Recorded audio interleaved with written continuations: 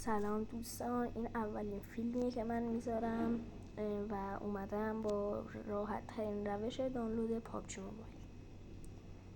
اول این برنامه که میبینید برنامه APK تام هستش. اینو از گوگل باید دانلودش کنید. واردش میشید،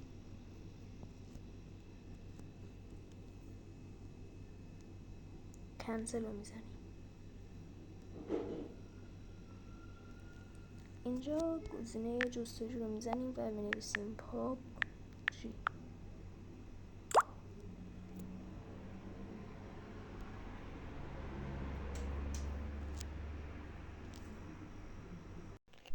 بعد اینکه وارد برنامه شدید، این گزینه پابجی موبایل اصله و این لایتشه.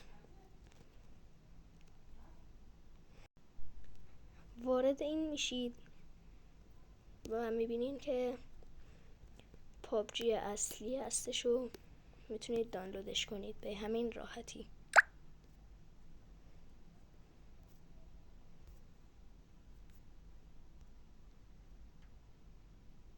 خب این هم از ویدیوی امروز.